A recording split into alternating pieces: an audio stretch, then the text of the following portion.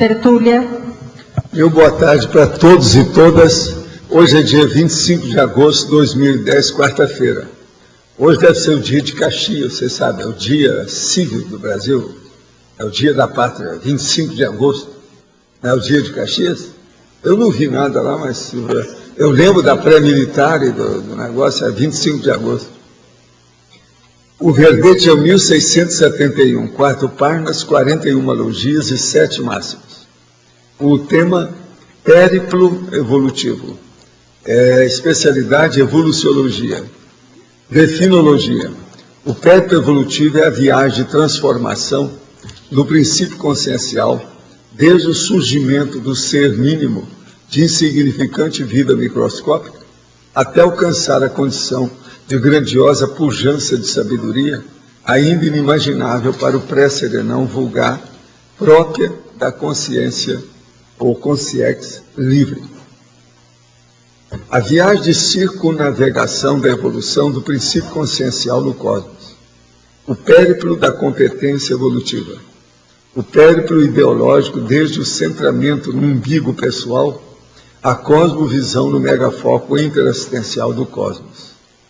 Os ganhos evolutivos, os objetivos evolutivos, o primado evolutivo, as prioridades evolutivas, a propulsão da vontade na autoevolução, o senso de urgência na evolução consciencial. Na argumentologia tem a caracterologia, o périplo evolutivo do princípio consciencial, na mega viagem em 7 estágios básicos, através dos trilhões de erros da eviternidade.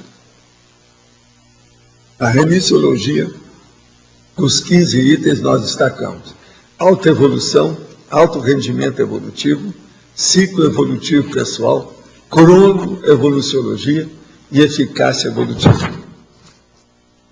Frase enfática. A escala evolutiva das consciências é extremamente importante para a consciência lúcida se situar na cronologia da vida ante os seres compassageiros de destino no âmago do cosmos. Você já assimilou a estrutura evolutiva da própria evolução? Desde quando? Isso é que nós chamamos de inteligência evolutiva. Agora, perguntas. O aparelho celular, mesmo desligado, faz mal? Não, se ele está desligado, não tem nada, ele é morto, é natureza morta, né? Não interessa. Em tertúlia anterior, o senhor comentou que quando abandonou o espiritismo, colocou 6 pessoas para executar suas funções. Se hoje o senhor abandonar suas funções, quantas pessoas seriam necessárias para executar os seus trabalhos, os seus estudos? Que funções o senhor executa atualmente e como organiza os seus horários de trabalho e de estudo? Primeira coisa, eu não examinei isso aí porque eu não estou com vontade de abandonar minhas funções. Segundo, hoje eu já tenho um monte de gente que está fazendo, o que eu estou fazendo mais sério hoje, que é a minha chamada obra-prima, Omega Gescom, é a Enciclopédia da Conscienciologia. Já tem 17 lá na enciclopédia. Então, vocês já estão me substituindo. Não precisam mais de mim. Agora, mais ou menos, quando eu fui a Campinas, em 1987, foi 12 e 13 de dezembro. A hora que terminou lá, que o povo bateu palma, aquela coisa toda, e que chegaram os caras, e eu coloquei umas crianças para mostrar para eles, os caras que tinham vários PhDs de tudo quanto é jeito, eram 2. E eu peguei uns jovens que estavam lá, que já conheciam minhas coisas, e dei para eles falarem e responder para eles. Eu virei para tu e falei assim, eu acho que eu já posso dessomar. Vocês não precisam mais de mim. Se tem esses meninos que já conseguem passar e dar um quinal e a rasteira nesses caras, eu não preciso estar aqui mais. Isso foi em 87. Nós ainda não tínhamos criado o Instituto. Tá vendo? Eu já estava achando que, com jeito, eu já podia ir embora. Você está entendendo? De lá para cá, a gente acrescentou alguma coisa. E vocês apareceram. Né? Muitos de vocês não estavam lá em Campinas comigo. Tinha alguns que estavam aí, que estavam lá. Mas não é todo mundo, tinha pouca gente. Agora, esse evento lá, apareceu gente de 23 cidades do Brasil. Porque eles avisaram uma semana antes, não deu tempo o povo aparecer, porque senão, se tivesse avisado ou mandado para algum lugar na televisão, ó, mesmo assim estava cheio. O Unicamp estava cheio. E eu respondi 4 propostas minhas, 4 proposições, teorias. Uma foi esse que escolheram, foi o Homo sapiens, urbanizado, o Sereníssimo. Eles queriam.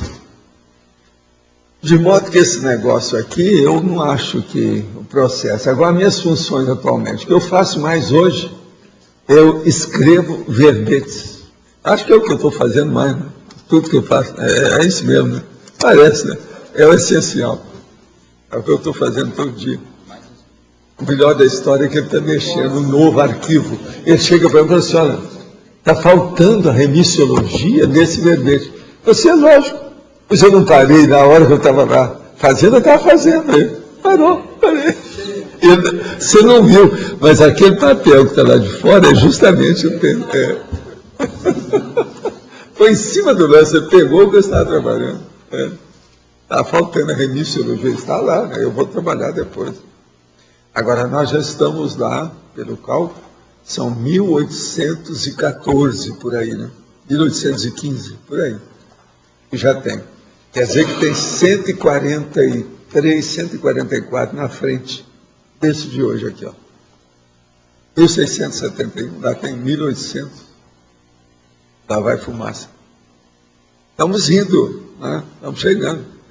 Meu cálculo inicial, que eu teria que mudar algumas coisas a hora que chegasse 1.500. Depois, quando chegar a 2.000, eu tenho que começar a estudar. E outra coisa, a enciclopédia teria que ter, no mínimo, 2.000 verbetes desse tipo que nós estamos fazendo. Quer dizer, o específico, sabe, de ideias. Tenho sentido que, ao adotar definitivamente o uso constante do EV e da cosmoética, o magnetismo pessoal cresceu. Ó, a hora que você começar a fazer TENEPS, você vai acabar casando. Não, mas esse aqui é homem. Deve-se de ver se é isso. Como isso se explica exatamente? Pelo processo da energia. Presta atenção, você começou a usar a energia, você então começa a colocar o equilíbrio, a harmonia energética nos seus órgãos e sistemas. Com isso, então, tudo começa a funcionar melhor. Funcionando melhor, isso aflora na sua psicosfera. E você fica mais equilibrado e mais harmonizado. As pessoas acabam sentindo o halo, a influência, a exteriorização do processo da energia. Então, as pessoas são atraídas inconscientemente para equilibrar-se com as minhas energias? Sim. Qual a melhor aplicabilidade de usar o magnetismo pessoal no dia a dia? É ajudar os outros, tudo que você puder. Exterioriza, limpa os ambientes, limpa as pessoas. E quando você dominar mesmo o processo, faça encapsulamento para ajudar as coisas, as pessoas, o ambiente, os objetos, tudo você pode fazer. Por isso que uma pessoa ela pode ficar quietinha, não aparecer em nada e trabalhar mais do que muitas outras que estão por aí. E conta, é você mesmo que está aí? É você? Há muito tempo que eu não te vejo, você estava sumida mesmo, não estava? E agora que eu estou vendo que ela está aí, situação séria, está bem. Alto nível, te ver aqui. Sou um mero ilustrador, tenho 29 anos, não tenho formação superior. Já passei pelo que chamo de trinômio evolutivo do esclarecimento, que é a crença, a dúvida e o ateísmo. Agora vejo que é uma quarta. A quarta é a descrença. Isso é fantástico. Aqui escrito. Sobre o Nikola Tesla, sabemos que foi portador de uma genialidade fora do comum. Eu diria que fora da capacidade humana habitual. Ele, sem exagero, é responsável pelo século XX e XXI, em muitos aspectos tecnológicos. Sabemos também das afirmações dele, dizendo receber de informações extraterrestres. Agora, analisando a personalidade dele, vemos que havia efeitos colaterais devido à genialidade. Ele não era savante, óbvio, mas apresentava transtornos obsessivos, compulsivos dos mais estranhos. Como se explica esse tipo de existência? Ele era savante, sim, tudo indica, pela situação dele, mas era bem piradão, uma opção de coisa alterada. Agora, o que faltou?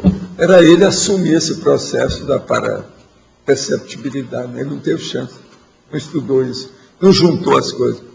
A coisa mais chata, mais difícil, mais obstrutiva que uma pessoa pode ter é a priorismose. Se ela tem uma ideia fixada, ela vai contra aquilo e acabou. Que é o que acontece com os eletronáuticos aí, a turma da ciência convencional. Isso é a pior coisa para eles. Paralisa tudo, fecha as portas, não tem jeito. O caminho acaba. Acaba no buraco, no abismo, sai disso. Sou estudante de veterinária e gostaria de saber mais sobre o extrafísico dos animais. Conheço a Conscienciologia e a Projeciologia desde os 12 anos de idade. Tenho 28 atualmente.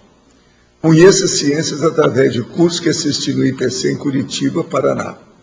Compreendo as ideias expostas pela Conscienciologia e gostaria também de entender melhor o autoconstrangimento imaturo e a insegurança, pois sofro muito com isso em minha vida particular. A primeira coisa é a seguinte: coloque a Conscienciologia no seu dia a dia. Está faltando é isso. Você entendeu teoricamente a Conscienciologia, mas não soube fazer a pragmática, a teática. Precisa estudar isso aí e ver. A primeira coisa, seria bom é você passar pela CONS, pela PEX, pela Consciência Terapia. Te dá um banho de loja para acabar com essas repressões. Né? Coisa de criança. Com 28 anos já está na hora. Você agora já... O cérebro já está maduro, já pode entender isso aí melhor. Né? Certa noite, quando fui dormir, deitado, de olhos fechados, comecei a ouvir um som super complexo que atuava em centenas de camadas, milhões de vezes mais complexo que a música que conhecemos. Sou músico, estudo música e nunca ouvi algo parecido em minha vida. Foi uma experiência totalmente incrível e agradável que me mostrou o quão simples e básica é a música que conhecemos. Comparar esse som que eu vi, a mais bela sinfonia já gravada e escrita, e é o mesmo que comparar o cérebro de um inseto ao cérebro humano. O som tinha uma estrutura tão complexa que pareceu ser de alguma energia, ou o som fundador, fonte de toda a música. Realmente eu ainda não sei o que eu vi, mas fiquei ouvindo esse som durante horas e percebia. Podia interagir com ele. Só pude vivenciar essa experiência uma vez e gostaria de vivenciar de novo. O que eu ouvi e como posso ter acesso a esse som novamente? Olha, saia do corpo e vá para as comunex avançadas que você vai ver isso. Isso aí é que é chamado, que desde a época do Aristóteles lá, aquele meu amigo, o Aristóteles, que já falava sobre a harmonia das esferas. O processo é isso aqui. A harmonia das esferas tem a música inerente, imanente, dentro do ambiente.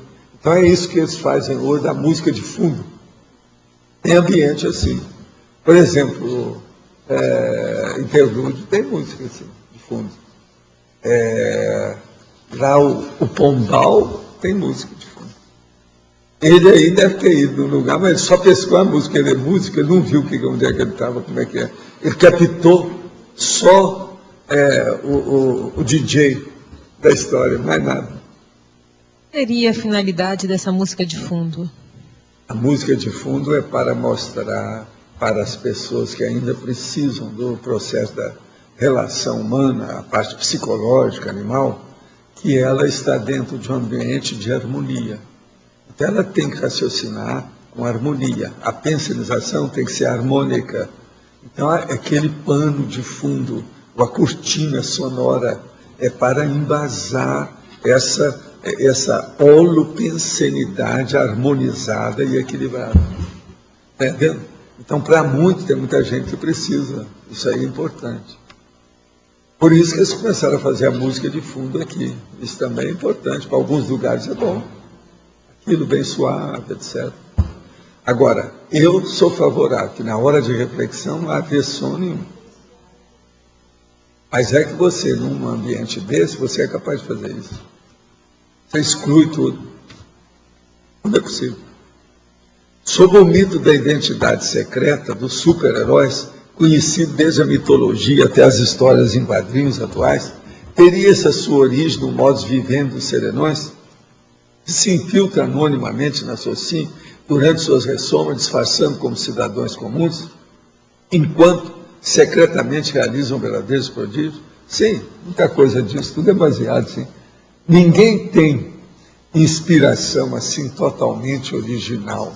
Tudo é baseado em alguma coisa que a pessoa percebeu. Nos livros aí, inclusive os que a gente recebeu de psicografia, explica isso tudo. André Luiz andou explicando um monte de casos de vocês.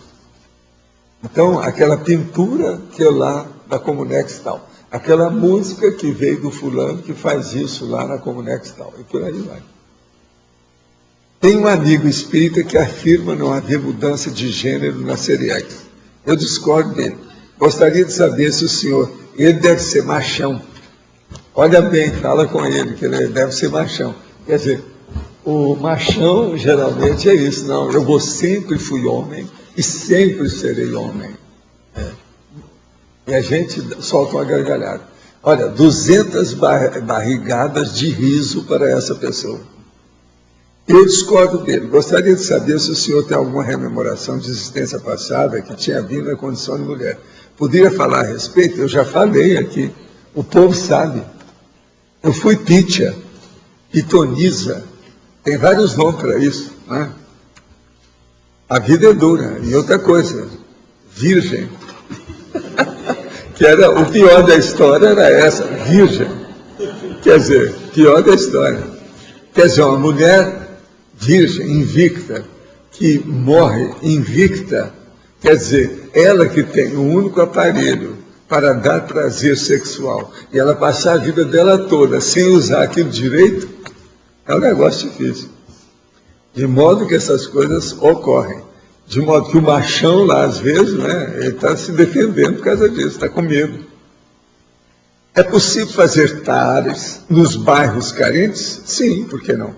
O professor poderia me dar alguma orientação? Pois há 6 anos faço TACOM e agora quero fazer tares. A primeira coisa é o seguinte, procura ensinar às pessoas o processo de higiene, de imunidade lá, e explicar por quê, para a pessoa se interessar pela fisiologia, você vai esclarecer muito mais, vai dar aula sobre o assunto. O negócio não é só dar as coisas, é preciso dar aula, instruir. Isso aí já é tarde. Ouvi o professor falando em uma tertúlia que a prótese de silicone pode possibilitar o desbloqueio do sexo chakra em algumas mulheres, como bloqueio para outras. Já passei na hipótese de colocar silicone. Já pensei na hipótese de colocar silicone. Apesar de saber que essa cirurgia seria totalmente superficial e desnecessária. Acredito que seria bom para a minha autoestima de mulher. Gostaria de saber a opinião do professor a respeito do assunto. Olha, eu acho que alguns processos de prótese e outras coisas mais tem que ser visto, em primeiro lugar, é a prótese e o processo da plástica reparadora. Toda plástica que é apenas estética é preciso ver, porque isso começa a pessoa a fazer, daí a pouco ao excesso. Hoje em dia tem aquelas pessoas que já têm botox no cérebro. Se elas têm botox no cérebro, não tem jeito. Ela já é burralda, burrilda e burroide. Essas não tem jeito. Então, muito cuidado se você das pessoas tem botox no cérebro. Botox no cérebro é uma das expressões que eles usam nessa série, Law and Order, etc. De vez em quando, não. Fulano tem botox no cérebro, não adianta. Geralmente é mulher. Tem a mulher que coloca, né, para acabar com as rugas da testa, que o negócio começa por aqui. Né? Então, botox no cérebro é um negócio terrível. Paralisa tudo. É aquilo que em Minas Gerais eles falavam. Não, fulano tem uma pedra dentro da caixa craniana, quer dizer, ele tem granito no cérebro. É o botox. De modo que o processo todo, a gente tem que ver isso aí. Olha bem a plástica reparadora. Isso pode ajudar, sim. Uma mulher, por exemplo, ela está desesperada devido a todos os fracassos que ela teve com o homem dela, a situação toda que aconteceu, devido a algumas rugas. Se ela tirar aquelas rugas, pode ajudar demais, não só a ela, como a situação toda. Tem casos que, às vezes, a mulher faz, ela nem quer fazer a plástica, ela faz por causa do marido. Às vezes, há necessidade.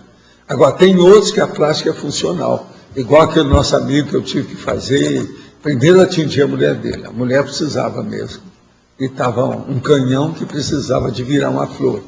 Então esse negócio não é fácil. A gente fez uma força danada. E a mulher, depois de certo tempo, mudou. Aí, quando eu vejo, a mulher aparece e me apresenta o marido dela. Fala assim, ó, vim trazer meu marido, que você reformulou a minha vida, agora tem a dele. A dele era terrível.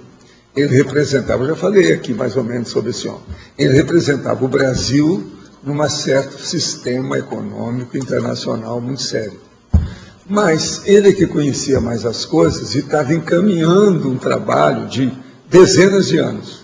Mas ele começou a ficar muito velho na cara e eles começaram a colocar gente jovem, porque com quem eles trabalhavam internacionalmente, a maioria era mais jovem.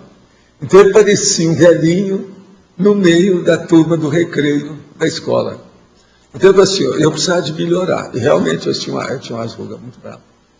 Aí eu renovei o cara. Renovei, não teve jeito. Ninguém mais fez pressão em cima dele. Ele continuou com o trabalho. Um dia ele apareceu lá e queria me dar mundos e fundos. Você reformulou minha vida, as coisas todas mudaram e tal. Eu falei assim, não quero nada. A única coisa que eu te peço, ajuda os outros, ajuda as escolas. É isso que eu pedi para o povo que melhorava. Ajuda a escola, vamos ajudar o povo a estudar. Vê o que você faz. Então eu sei como ajudar isso. Eu vou dar um jeito. E era gente que tinha muito dinheiro. De modo que nós temos que ver.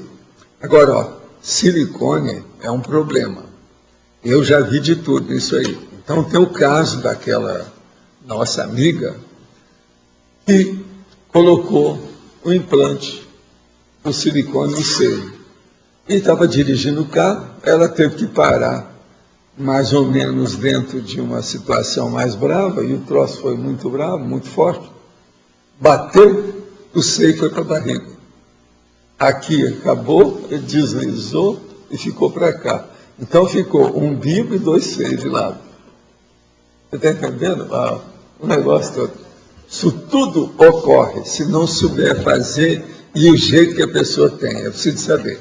Outra coisa, certas plásticas dessas pessoas colocam, mas ela não vê o incômodo que isso vai ser daí em diante.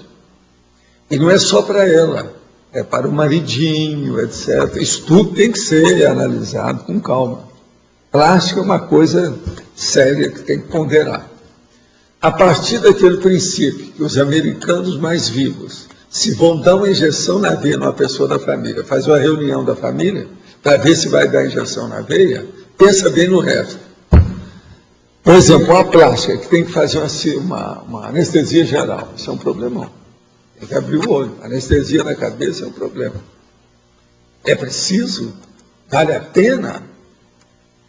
Estou lendo uma reportagem realizada com o senhor em agosto de 2006 no CEEC. O senhor fala que no processo consciencial, o mais importante antes da memória é a concentração, porque requer atenção. Estou com muitas dificuldades nessa área. Já fui ao neurologista, fiz exame, deu tudo normal. Não estou conseguindo manter a concentração na leitura e essa situação interfere muito na minha tenese. Peço a sua ajuda e orientação para tentar resolver esse problema. Em tempo, a entrevista é muito boa e esclarece muito. O caso todo é o seguinte: sobre o processo de concentração, a melhor coisa que você faz é, primeiro, afastar qualquer tipo de ansiosismo, ansiedade, precipitação, impulsividade que esteja acometendo você. Se você tem isso, não adianta nada tratar do processo da cabeça. Tem que tratar da parte emocional. Ansiosismo, ansiedade. Olha se você tem. Se tem, seu diagnóstico já está feito. Tem que acabar com isso, você tem que vir aqui, entrar na mobilidade física virgem, que é um laboratório especializado para isso. Depois, então, é que a gente vai pensar na concentração. Agora, se não for isso, precisa de examinar você pessoalmente para ver o que se passa. A gente dá uma geral, fazer um banho de lógica. Tenho estudado muito sobre Leonardo da Vinci, Renascimento e todo o processo relacionado ao iluminismo e a consequente Revolução Francesa. Embora esteja certo que a revolução com armas não seja a melhor opção, devo admitir minha conclusão de que o processo de erguimento da ciência e finalização na monarquia foi importantíssimo para a humanidade. Descobri nos registros pessoais de Da Vinci que suas ideias sobre ciência não têm antecedentes, além de ainda anteciparem as visões de Descartes, Locke, Newton, entre outros. Então, sobre esse contexto, eu tenho 3 perguntas. Por acaso a Proecte de Da Vinci teve relação com o erguimento da ciência? Não, todo mundo que trabalhou em favor de qualquer coisa do mental soma teve relação com isso. E teve relação já com a Heuberg. Isso aí é da fase já, do preparo da Heuberg. Houve alguma movimentação extrafísica no planejamento de algo nesse sentido? Não, no caso dele ele era muito enrolado. Qual a relação de tudo isso com o surgimento dos cursos intermissivos? Tem relação, mas os cursos estão por cima dessas pessoas e dessa condição. Veja bem, não defendo que o modelo científico convencional é o ideal, mas abriu precedentes para, por exemplo, o desenvolvimento da conscienciologia. Não, mas não é só isso. A ciência convencional abriu precedente para tudo que nós estamos fazendo. Olha o tanto de coisa que eu uso aqui. Olha, isso. Olha essa garrafa. Olha essa caneta. Olha isso aqui. Olha isso. Melhor é isso. Isso é o controle remoto. Tudo é ciência. Eu uso tudo que a ciência fez o mais possível. Esse é o caminho. A gente também bate palma para ele, mas não podemos ficar só com isso. Eu não como mesa. Minha consciência não vive de eletrônica. Eu tenho a minha cabeça. Como é que fica? Nós temos que estudar a consciência. A minha consciência não é elétron. Isso é outra coisa. Tem uma paciente afásica que perdeu após AVC a linguagem expressiva e parte dos movimentos do lado direito do corpo. Todas as vezes que vou atendê-la, perco parte da terapia reabilitatória em fonoaudiologia, tentando melhorar seu estado emocional, que se encontra muito abalado, pois chora muito ao ver seus movimentos paralisados. Hoje, ao atendê-la, decidi não falar nada, para tentar consolá-la. Segurei sua mão direita e utilizei as energias para tentar mudar a situação em questão. Senti energia como eletricidade saindo do meu cérebro, passando pelos meus braços, e quando em contato com a mão da mesma, houve uma descarga que movimentou involuntariamente seus dedos. Ela ficou impressionada, pois nem a fisioterapia tinha conseguido algum movimento que ela percebesse. O estado de humor melhorou, e a terapia fluiu sem transtornos emocionais conflitantes. Eu estou, além de impressionado com o EV, me sentindo regozijante com a tal ocorrido. Minha dúvida é, posso utilizar esse recurso às vezes ou sempre? Olha, atualmente nós não estamos cobrando nada por isso, não há fiscal e você não precisa de pagar o imposto de renda, sabe? Parece que não era assim. Por exemplo, com a Vindália ele teve que pagar uma temporada lá para resolver umas coisas. Então veja, quais prejuízos podem ocorrer com as minhas energias uma vez que estou desenvolvendo-as há pouco tempo? A primeira coisa, você tem que saber fazer a desassim, que é a desassimilação simpática das energias. Tira algum amparo extrafísico? Possivelmente, né? Qual orientação o senhor pode me dar a esse respeito? Olha, leva a coisa séria e faça a ela o processo do arco voltaico crânio chacral, que ela vai melhorar mais depressa. São esses casos assim que às vezes a gente resolve com o arco voltaico e tira com a mão assim na hora. São esses que às vezes o povo fala que fez milagre, fez isso, miraculoso. Essas coisas que eu fazia, isso aí qualquer um faz. Arco voltaico, qualquer um faz. Só colocar que ela vai melhorar. Boa tarde. Nós do Núcleo Assinvex Rio de Janeiro ocupamos o espaço para a nossa base física na última terça-feira, dia 17/8, dentro da universidade da cidade. A sala é ampla, situada em Ipanema, onde o local é muito otimizado por estar dentro de uma universidade com acesso direto aos jovens. Já estamos organizando a doação dos tratados da Conscienciologia para a biblioteca da universidade. Através do trabalho de divulgação da ciência com editais, além disso, percebemos a importância de expor os tratados e livros conscienciológicos na própria sala do Núcleo RJ para estudo e qualificação da equipe de voluntários e ao público em geral. Em vista disso, estamos abertos para quaisquer contribuições. Aqui tem os contatos. Eu desejaria dar isso aí para a Marta. A Marta não está aí hoje não, né? Preciso mandar esse livro para lá. Você olha para mim? Agora, ó, manda uma mini biblioteca de tudo aí para eles.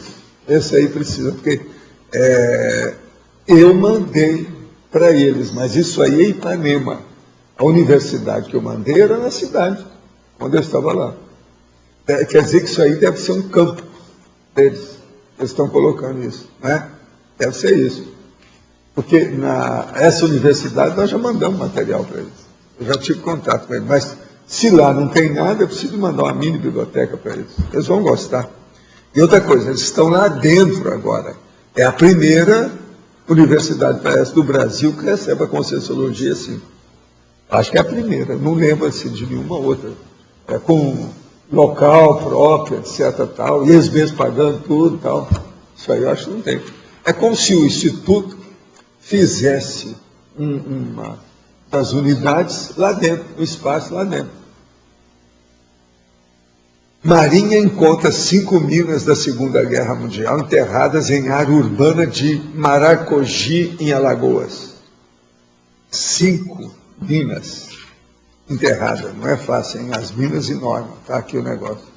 Agora, isso tem, a Segunda Guerra tem muita coisa nesse sentido. E lá em Alagoas, é a área lá do Nordeste, eles andaram trabalhando com essas coisas, por causa do Rio Grande do Norte, tudo, né? Alagoas. Em parte, eles têm razão de ter isso. Isso é da internet. Agora, gente, hoje eu queria dar uma técnica para vocês, e vocês sabem que eu sou da Consim Fruteriana, né?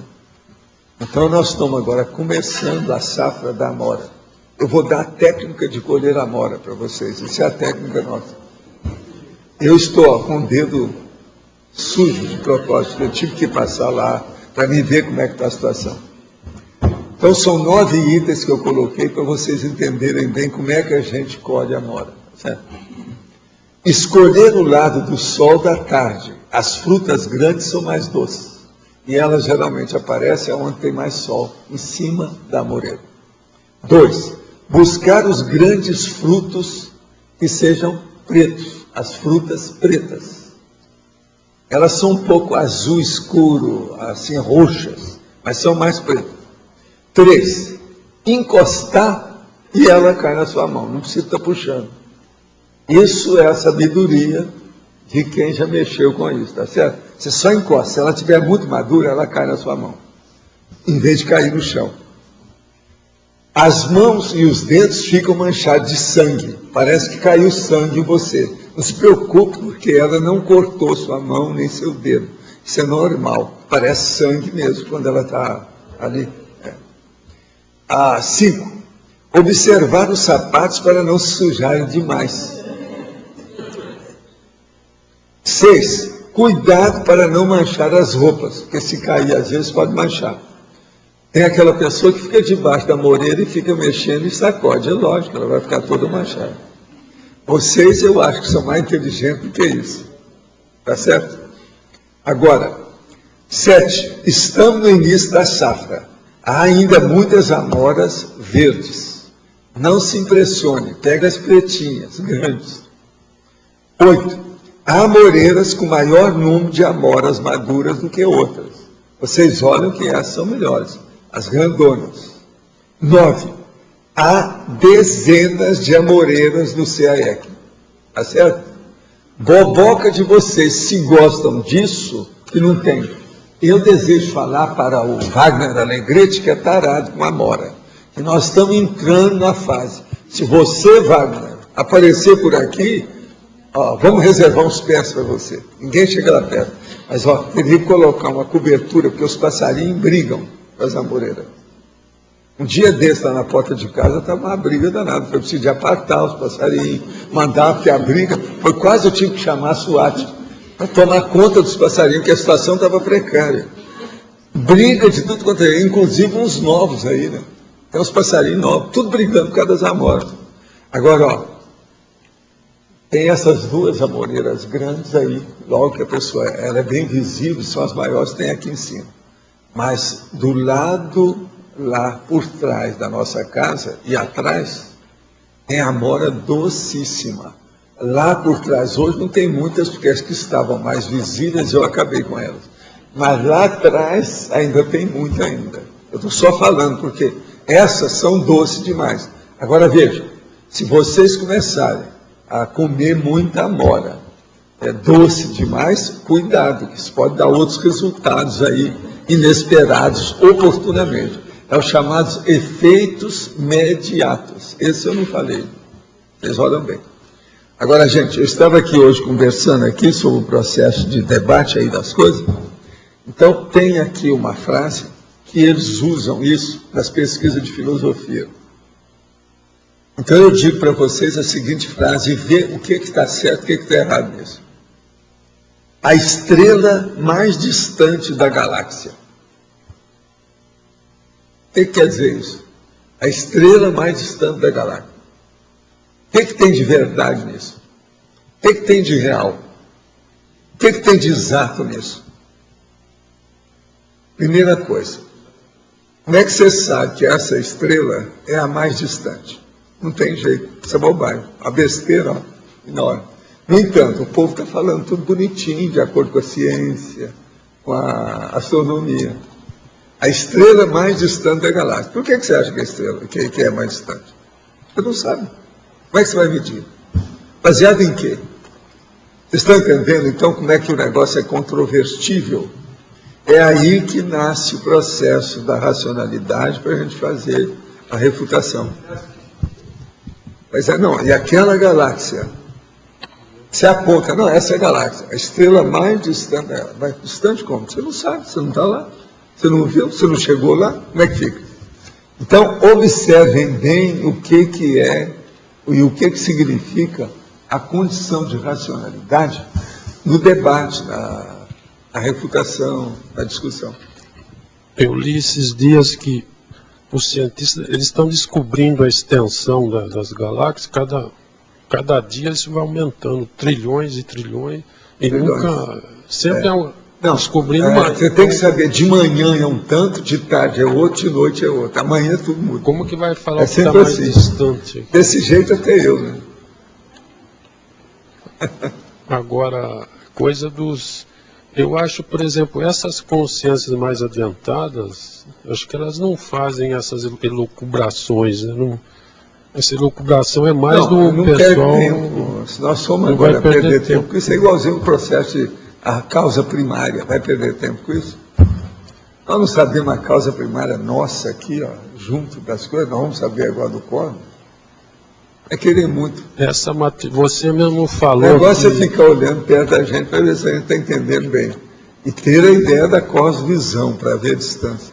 Você já falou que o serenão, ele não cuida dessa coisa teológica de Deus, dessas coisas. Isso aí é coisa de gente atrasada. Ele quer dominar o processo aqui. Vamos ver como é que fica. Mas agora, não pode ficar na eletronótica, porque eles querem dominar o processo aqui, mas físico.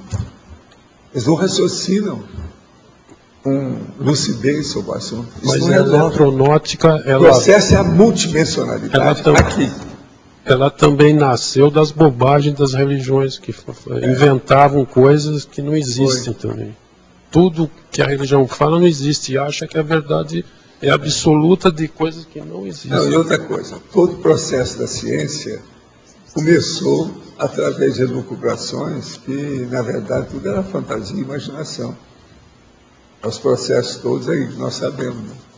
E outra coisa, entre um sábio de alta sabedoria e uma pessoa totalmente pirada, a diferença é mínima. Isso varia muito.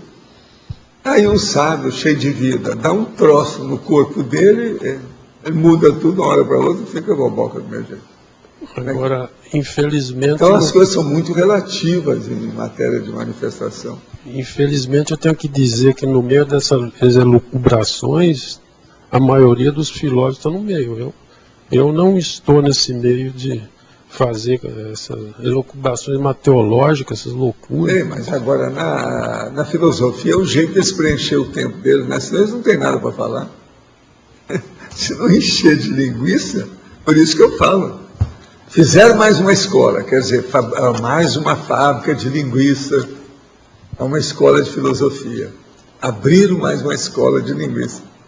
Vão encher linguiça de tudo quanto é jeito. Tem que ser, senão, se um filósofo não encher linguiça, gente, ele não tem o que falar, presta atenção. Observa, não tem. Ele não pode falar nem em arte e nem em ciência. Ele tem que falar em filosofia. Como é que fica? É um problemão. É que eles estão abertos a falar de tudo e, no fim, entram nessas loucuras. Agora, eu queria vir na paradoxologia, esse segundo paradoxo aí, da página 36. O paradoxo, autoconsciência máxima, tempo existencial mínimo. É o seu caso agora. Como é que você vai fazer? Você está com a autoconsciência máxima. Esse é o tempo mínimo. Porque o tempo é limitado, agora a sua autoconsciência não tem limite. Você tem que passar para outra vida. Você quer ver o livro, você tem que apresentar o livro, tem que fazer o auto-revezamento, para que o negócio fique um pouquinho menos mínimo, caminhe para o máximo. Né? Mas esse tempo é o teu caso, por exemplo, que você tem o tempo bem limitadinho para fazer um monte de coisa. Pois é, eu mesmo estou no fim, né? Na Avenida da Saudade, etc. Como é que é? Rosa, as flores, o cemitério. No tempo limitado que eu digo que você tem o tempo seu durante o dia sempre guardado por inúmeras coisas, mas sem... Pois é. Agora, a gente tem que guardar só as flores de cemitério. Você sabe que uma vez eu fui falar em flor de cemitério, a pessoa achou ruim. Eu falei assim, não, mas veja, você tem uma rosa aqui, tem uma margarida aqui, um amor perfeito aqui. Aí a pessoa falou, Walter, você está vendo tudo errado. Aqui, aí começou a falar essas flores de sepultura mesmo. Tem umas que são, como é que é? Tem aquela sempre viva, aquela de cemitério, que ela não morre fácil. Eles deixam porque vem até o próximo mês. É isso? Então eu falei assim, Valdo, isso aqui é sempre viva. E aí, eu fui falando só flor de cemitério real. Tem a dália, a crisandália, tudo tem, faz parte do serviço. Mas agora, essa que é a sempre viva, é uma espetada que parece feita de madeira, né? Então, o que você exatamente quis dizer aqui? Porque uma autoconsciência máxima, ela tem um tempo existencial... A consciência máxima, por exemplo, em relação às vidas anteriores, às vezes você está vivendo agora a sua consciência máxima. Então você quer aproveitar isso mais, e o tempo é curto. Fica para a próxima. Agora, por isso eu preciso fazer o auto-revezamento. Agora, você está dentro do périplo evolutivo. A circunnavegação, a viagem da sempiternidade. Agora aqui, na página 36, poderia explicar o item paradoxologia, os megaparadoxos evolutivos, o paradoxo, autoconsciência máxima, tempo existencial mínimo. Esse eu não preciso mais, não. Na frase enfática é citada a importância da escala evolutiva das consciências. Hoje sabemos, logicamente, o caminho a trilhar dentro da evoluciologia. Gostaria de saber como se deu a elaboração dessa escala. A partir de quando o senhor passou a desvendar esse quebra-cabeça? É viável admitir, dentro da seriexologia, que um leão possa ressomar como um gato doméstico? Não. E o inverso, é possível? É, porque aquele que está na frente, é preciso ver quem é que está na frente. Dentro do processo evolutivo, tem que ver o princípio espiritual, ou o princípio consciencial, ou o princípio cognitivo. Ele pega aquele animal que seja o próximo, mais evoluído. A situação toda é essa, tem que seguir esse planejamento, a gente não sabe como é que é.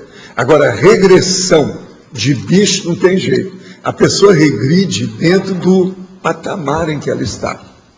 Se ela já estaciona, nós como consciência, por exemplo, nesse patamar nosso, se nós já estacionamos, já é uma regressão. Agora, a pessoa virar barata, isso não existe. Não existe isso. Então, é viável admitir dentro da serexologia que um leão possa ressomar como um gato doméstico? Não. Ele tem ali a tramitação, ele não sabe como é que é. A situação tem que examinar e ver como é que fica isso. O senhor pode falar a respeito da magia manifestada no plano físico, que Crowley e Franz Barton passou, e algum conselho que o senhor pode passar? Olha, a maioria dos processos de magia, todos eles caminharam e estacionaram na baratosfera. Tem muito assédio, o povo, uma boa parte, fica tudo pirado, porque uns exploram os outros com a magia. A influência, igualzinho, por exemplo, o sincretismo religioso africano. Esse negócio de fazer despacho, a maioria estão tirando proveito daquilo. O processo de parapsiquismo não pode tirar proveito. Eu jamais recebi nada para os livros psicografados que eu recebi. Tudo aquilo foi dado. A gente não pode fazer disso mercantilismo. Se faz o processo em cima da pessoa, porque é um processo anticosmoético. A baratosfera deita e rola, domina a pessoa com a situação dela. O senhor me conheceu no curso intermissivo, dentro de qual especialidade cosmovisiológica? Olha, vamos com calma, né? O que é que eu falo aqui? O Loche não está aí para responder, né, essas coisas. Está querendo saber se eu conheci. Olha, a gente precisa de ter um pouco mais de convivência, convívio, né, para eu dar uma ideia. Ontem falei com o senhor a respeito da minha gripe e não estava conseguindo fazer a TENEPS, mas depois que me lembrei, todas as vezes que vou participar de algum curso de imersão, eu sempre tenho problema no soma. Participarei do ECP1 de professores de Saquarema e vou dar meu primeiro CIP aqui em Vitória. Agora caiu a ficha do assédio extrafísico. Puxa, você demorou, hein? Você é teimoso. Olha, abre a cabeça. Existe um verbete que chama abertismo consciencial. É bom você dar uma olhada dela nesse. É um dos primeiros que a gente mostrou aqui. Foi o primeiro, né? Estive pensando, quem faz uma faculdade faz duas. Qual curso o senhor acha que poderia complementar a formação de assistente social? Psicologia seria uma boa pedida? Não há dúvida. Entra lá. Vale a pena. Você vai ter uma visão muito maior para fazer a interassistenciologia. Isso é muito positivo. Professor, sobre essa afirmação que o senhor fez do gato e do leão, o senhor pode explicar assim, qual é a lógica? Que eu acharia que, assim, a princípio o gato está na frente do leão. Não tem nada a ver? O gato? Eu achei que era mais evoluído. Indica que ele está à frente do leão. Em algumas coisas, em outras não. Como eu não dirijo isso, e não sou dos devas, eu não posso afirmar nada. Posso? Então eu digo no escuro, porque essas coisas variam muito. Posso colocar uma variável, professor? Olha bem os bichos de circo. Observa bem. Quando um bicho, um animal selvagem, começa a ter contato com gente, ele muda. Eu já vi leão fazer coisas incríveis em circo, em picadeiro.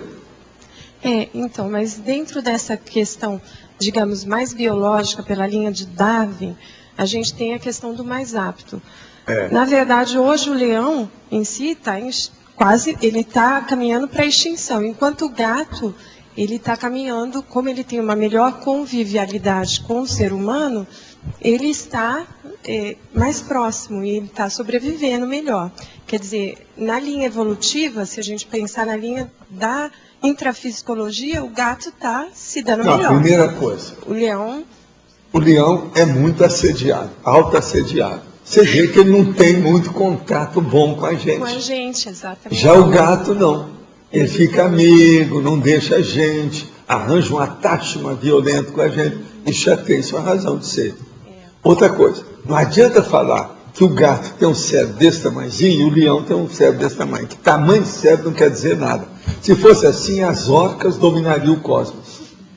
Elas têm vários quilos de cérebro. O nosso é 1 quilo e pouco, não passa disso. A orca é várias vezes isso. Parece que tem orca que é 5 vezes o cérebro do homem. Então, se fosse, elas deviam estar dominando tudo. O problema, gente, é sinapse. Nesse caso, o gato, até pela conscienciologia, a gente poderia abordar que ele também tem uma melhor convivialidade. Então, na escala evolutiva, da consciência do princípio. Agora, o problema deles, que eu tenho muita pena desses bichos todos, é o processo da sub-raça. A boa parte desses gatos são sub-raça. O leão, às vezes, ele tem uma raça pura, grande, séria, a etnia dele. Aquele é completo. Nós tínhamos 4 gatas. Esse ano, 3 já morreram. Já foram embora. Só a gatinha minha que está lá em casa agora. O mais tem 2 machos aí que a Graça está tratando, que era da irmã dela. Agora nós temos só dos 4, sobrou só a Crista. É tanto que eu estou deixando agora as portas abertas lá dentro, para ela mexer. Agora, a nossa amiga, que está trabalhando conosco, sabe? Ela espalhou uma série de carpetes nas portas, em algum lugar que ela gosta. Ficou até bonito, a gente não colocava. Agora, a Crista ouviu aquilo, então ela vem correndo e diz, enrola o tapete todo. Pega outro, enrola tudo. Arranjou um brinquedo. Ninguém sabia dessa. Você está entendendo? Enrolar carpete, tapete, de tudo quanto é jeito, em alto nível. Então ela vem e escorrega tudo. Aí parece uma criança, igualzinho. Agora eu falei assim, como é que é? Vamos deixar ou vai tirar? Porque não tem jeito, ela está sozinha. Agora ela já foi atrás das gatas, procurando a companhia, não achou mais ninguém. E foi uma, foi outra, assim. Em pouco tempo as 3 foram embora. Tudo esse ano. Agora, tudo já estava de idade, já está chegando. A mais nova mesmo é a Crista. A minha é das mais antigas. Agora, a última foi essa UP, que era pretinha, que era toda a tal que eu chamava que era carioca. Mas essas, os rins foram embora. Tudo é sub-raça, a maioria dessa turma aí. Eles não aguentam muito. A maioria morre por processo renal, nefrótico. É uma pena. Agora, a gente não vê que a hora que elas me procuram de maneira diferente, eu sei que tem alguma coisa. Sempre foi assim. Tudo quanto é esses bichos. Quando vem atrás de mim de maneira diferente, é porque tem alguma coisa. Estão querendo falar. E você tem que adivinhar o que tem. Tem alguma coisa que está errada. Agora dá pena. Situação. Professor, por favor, Sim. Em patologia, na 4ª linha, de baixo para cima, você poderia explicar um pouco mais as garantias evolutivas? As garantias evolutivas. A garantia é o seguinte: você faz as coisas com boa intenção. Fez uma interassistencialidade. Sentiu muito bem com aquilo. Você continua ainda mais harmonizado e equilibrado do que antes de fazer aquilo. Isso mostra que você tem uma garantia evolutiva daquelas ações. A hora que você viu que isso é importante, você começa a colocar essas ações de tudo quanto é lado, a repetir o caminho, suas garantias aumentam. Aí você vai começar a entender o que é a ficha evolutiva, o que é o saldo da ficha, entende? Isso te dá uma garantia. Outra coisa, o processo, por exemplo, de você chegar um dia e já dominar o processo da euforia, ou do Cipriene, ou da Primener, isso te dá uma garantia devido à reação que você tem com o seu corpo. Isso aí é muito importante também em matéria de garantia. Agora, a garantia, às vezes, ela cria problema para você. É o meu caso que eu estava contando aqui. Devido a esse caso de fazer aqui a mega euforização, está começando a acumular as energias. Eu chego aqui sozinho, começa a me dar euforia aqui dentro. Cadê o campo que está instalado? Já está começando a ficar permanente. Entende? Teve um dia desse que eu cheguei aí e falei com a turma, porque... Você está entendendo como é que é? Então veja, isso é garantia. Então, a mega euforização talvez seja uma das maiores atestados, né? Entende? De garantia da situação. Professor, poderia dizer então que seriam os altos experimentos cosmoéticos as nossas garantias evolutivas? Não. É o caminho. É o jeito. uma outra coisa. Quando você quiser pegar as frutas, você pega com a turma que trabalha aí, que eles têm chave lá para abrir, se você precisar de entrar lá dentro. Tá, você obrigada. entra, pode pegar. Nem eu, nem a Graça, não comemos essa fruta. A gente geralmente pega para dar para os outros. Tá, muito obrigada. Agora, ó, tem um período que ela tem mais, tá? Tem um período que tem mais lá. Ela fica muito cheia, eu não sei como é que está esse ano, eu não examinei a árvore, não sei como é que está. Agora, é só ir lá para trás e ver a situação, como é que é. Agora, lá dentro do cercado também tem a moreira, da boa. Eu vejo tudo pelo seguinte, eu ando na esteira, né? Quase sempre dia sim, dia não. Ontem mesmo foi o dia que eu andei. Então, o que se passa? Eu fico olhando lá fora, né? E tem um basculante. Quando começa a aparecer ponto preto, eu já sei, está cheio de amora. Então eu olho, se a paisagem tem ponto preto, é porque as amoras estão maduras. Entendeu? Aparece que é a porção de pontos pretos, a amora madura. Agora, hoje eu consegui uma coisa inédita. Eu peguei a amora e não tenho nenhuma mancha na mão. Ah, não? Não. Ó, Escuta, mas tem um não jeito. me pergunta como, eu peguei e comi. Tem outro a caso. Rosa viu. Existe uma técnica que eu não quis falar aqui, que é técnica de favelado. Existe uma. O cara pega o galho e vai na Não, não boca. foi isso não. Eu peguei com a mão. Isso é na de fruta. favelado. Eu não falei essa. Sei lá se você Não, usou não, essa. não. Por isso Eu que eu estou disse falando que essa testemunha. existe. Eu peguei com a mão e não sujou meus dedos. Não, estou brincando com você, mas veja, essa aí existe. Nós chamamos que essa aí é de favelado. Sabe, suja a boca, tudo. Em vez de sujar o dedo, suja a boca. Mas o cara pega com a boca. E outra coisa, elas permitem isso. Uma opção dessas são baixinhas lá do outro lado. Parece árvore da Inglaterra, que vão até o chão. É a opção delas assim. Página 35, Códigologia. ¿Podría esclarecer un poco o item? O código do exemplarismo pessoal quanto ao tempo em relação ao tempo alheio. Sim. O problema é o seguinte, é a pessoa se entrosar com o tempo e as condições, oportunidades que a outra pessoa tem, a disponibilidade dos outros. Nós temos que entender para conviver com isso. Tem gente que exige demais dos outros para se adaptar ao seu tempo. Isso é falta de O cosmoética. respeito seria. O Não, não, respeito. a exigência também do convívio temporal. Olha só o processo da Mas cronímica. Implica o respeito entre as... O respeito, a gente tem Da que convivialidade. separar as nossas Separar as- dificuldades com os outros. Ah, Não pode querer que só ele que vai ter dificuldade, a gente só facilidade. É o tal negócio do gersismo, é tirar vantagem em tudo. A gente não pode ter num caso desse. Tá certo? e Agora, sim. sim. Crescendologia, o segundo item, o crescendo sadio do alto rendimento evolutivo, O inserido... crescente sadio do alto rendimento evolutivo inserido ponderadamente na grade horário pessoal. Poderia esclarecer? O processo todo é o seguinte, a grade horário, você sabe, é o quadro que a pessoa tem. Antigamente a gente chamava de quadro do calendário, o quadro da folhinha. Hoje eles gostam muito de falar a grade de horário, a grade horário pessoal que você tem. Então veja, O registro... qual é o crescendo sadio desse alto rendimento? Você usava tanto para fazer determinado trabalho de assistência. Hoje você só gasta 1/10 daquilo que você usava no início. Tudo você cresceu, caminhou, melhorou a sua performance. Então, isso tudo é um crescendo. Você está caminhando, o negócio está evoluindo, está desenvolvendo. Fala da dinamização da É por aí. Obrigada. Agora aqui, se as ideias que temos aqui na Terra são uma intuição ou uma lembrança do plano astral, de onde vêm as ideias novas no plano astral? O caso todo é o seguinte, eu quero te dizer o seguinte, você tem aqui as lembranças de alguma coisa que foi mais fixadas na sua holomemória. Então, a memória integral da paragenética.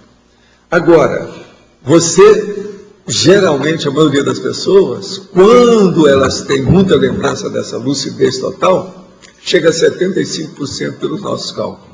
Nunca é 100%. Agora, quando a pessoa dessoma e ela volta na intermissão, ela começa a recuperar aquilo, ela então vai se manifestar diretamente pelo psicossoma, então o mental soma pelo psicossoma, não vai ser o mental soma pelo soma. Com isso, ela recupera mais, às vezes volta quase que imediatamente aos 100% que tinha. E é aí que dá, às vezes, a melex, que a pessoa vê o que ela deixou, a falta de prioridade que ela aplicou nas coisas. Às vezes, isso é instantâneo, que ela recupera tudo e vê. Que besteira que eu fiz. Aí começa a chupar o paradedo. Ela para-chupa o paradedo. É isso. Ontem à noite, quando fui me projetar, rapidamente entrei no estado de balonamento. Parecia que meu corpo diminuía, de maneira que meu corpo energético estava quase atravessando o cobertor, quando senti uma forte pressão no corono-chakra. Tal pressão estou sentindo até agora. O que ocorreu? Isso aí pode ser alguma coisa de amparador que esteja ajudando você. Porque você já está trabalhando aqui conosco, de vez em quando você manda as coisas, eles estão mexendo com você para ver se o nome em Goiás é desasnar. Eles estão fazendo força para desatravancar, né?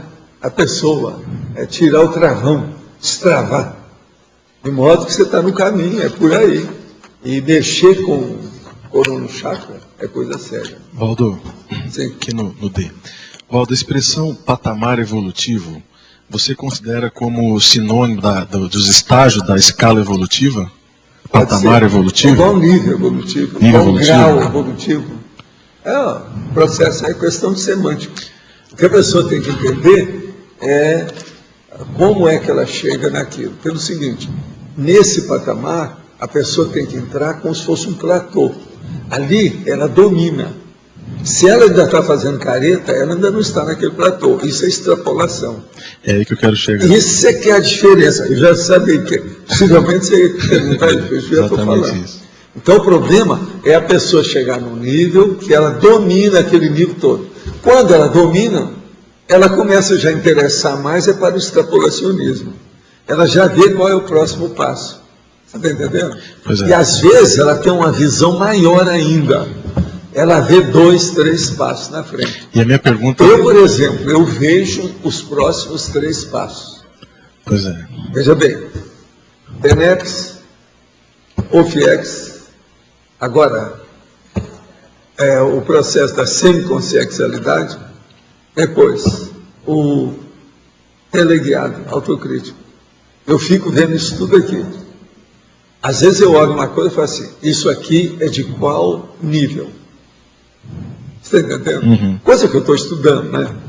Mas é preciso de ver se eu trabalhei com aquilo, se eu vivenciei. Por exemplo, se eu fizer uma atitude interassistencial, que é da semiconsciência, eu preciso perguntar para mim, essa eu dominei ou isso é ainda um extrapolacionismo? Não, fizeram isso comigo, não foi eu que fiz comigo, fizeram. Isso é que a gente tem que começar a pensar. É exatamente isso que eu queria perguntar. Então, por exemplo, o que eu vejo então, para a maioria de vocês, vocês precisam de começar a pensar sobre esse critério, uma coisa muito séria, que é o seguinte, esse caso do meu trabalho, hoje, com a Tenex, já foi alguma coisa de Ofiex? Tem alguma conotação com Ofiex? Já parece alguma coisa com Ofiex? Se for do Ofiex, eu fiz isso por mim, com iniciativa minha, totalmente prata de casa, ou houve exo-pensene, houve ajuda de amparador, houve extrapolacionismo. Eu acho que vocês precisam começar a pensar nisso. Isso é importantíssimo aí no caso. É porque essa... Há muito tempo, mas há muito tempo mesmo, eu pensava assim, do jeito que eu estou falando para vocês pensarem. Volta. Hoje eu já penso diferente, que eu estou um pouquinho lá. A questão mas minha é o seguinte... alguns de vocês podem estar igual que eu estou. É que ainda estão bobocos. É na questão exatamente do extrapolacionismo. Por quê?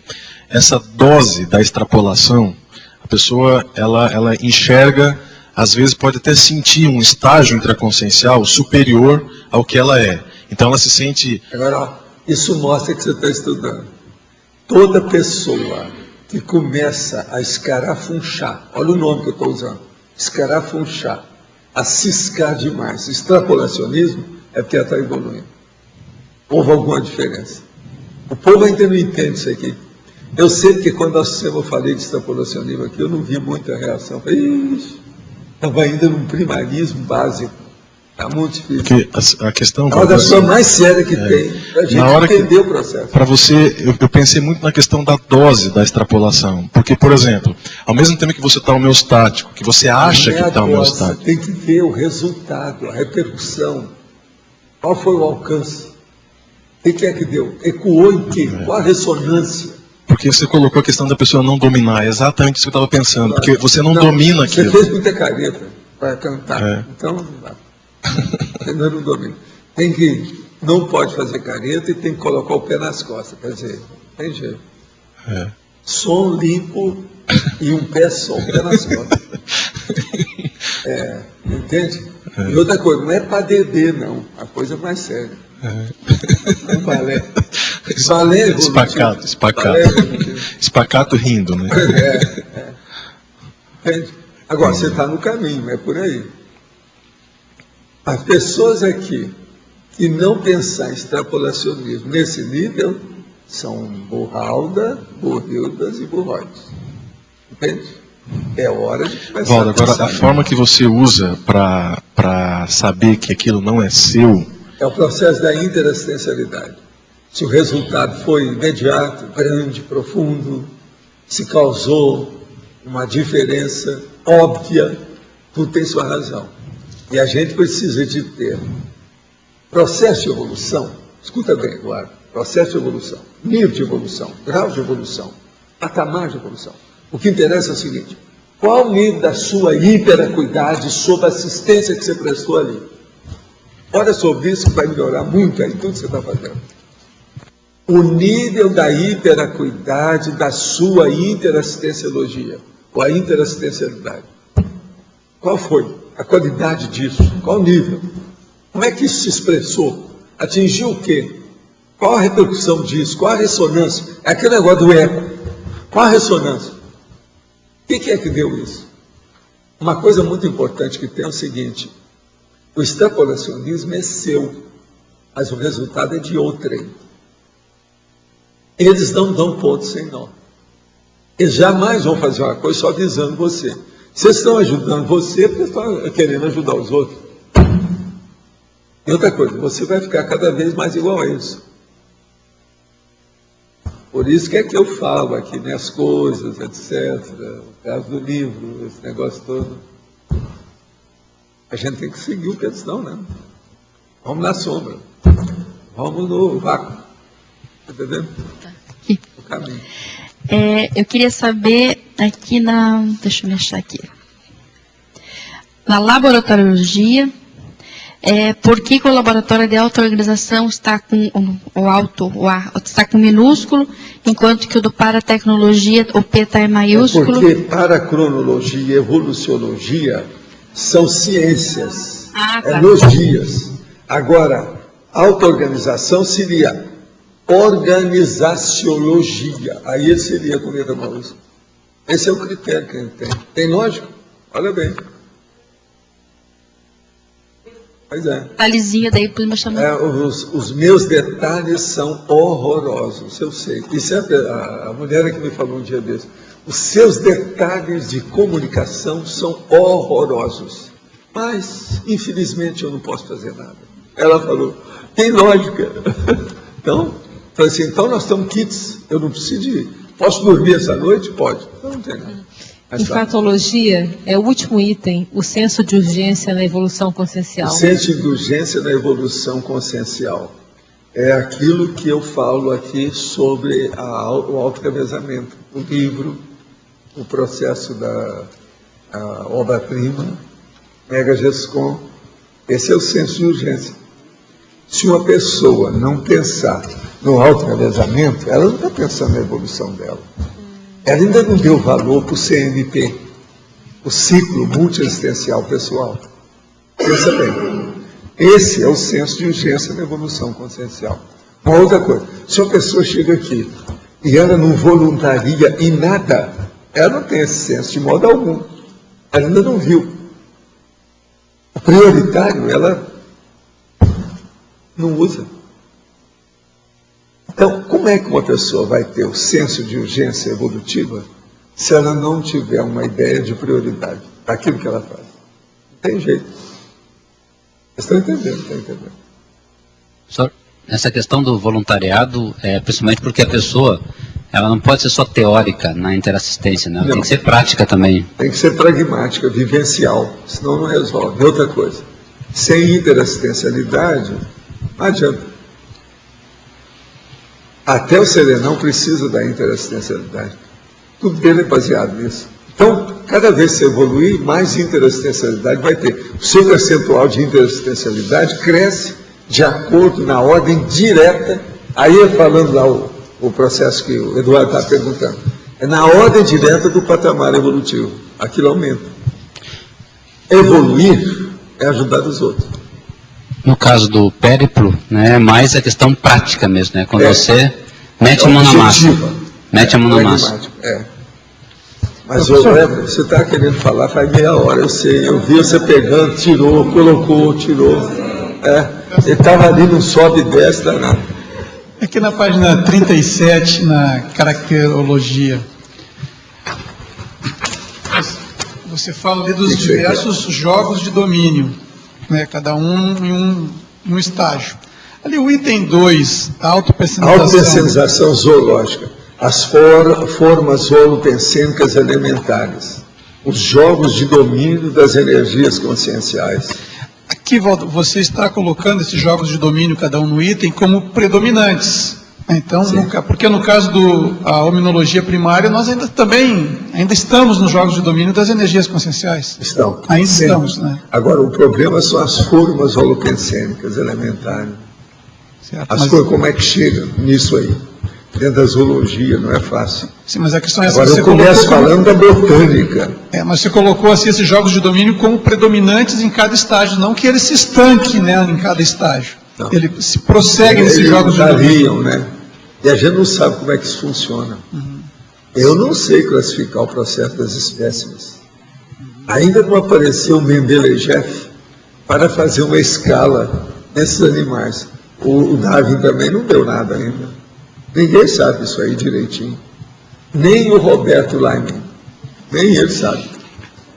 Mas no caso aqui... Todo o esforço dele tem dessas coisas. Mas na hominologia primária, você fala os jogos de domínio do psicossoma. Mas só reforçando, nós ainda seguimos nos jogos de domínio das energias. Estamos. Ainda. Veja bem, aquilo que o cara está perguntando, 99,9% não entende nada do estado vibracional de energia. Quer dizer, não precisa ser isso tudo, mas que seja 70%, já é muita gente. Isso é a nossa parte zoológica ainda, né? De bicho, a parte, nós não dominamos. Não, primatologia. Eu chamo que são os primatas. Certo. Entende? Agora veja, é o que eu chamo de consciência lá. E há muita gente também da Robex. É tudo aí. É a massa humana impensante. Agora, esses dados aqui é para a pessoa pensar no processo, né?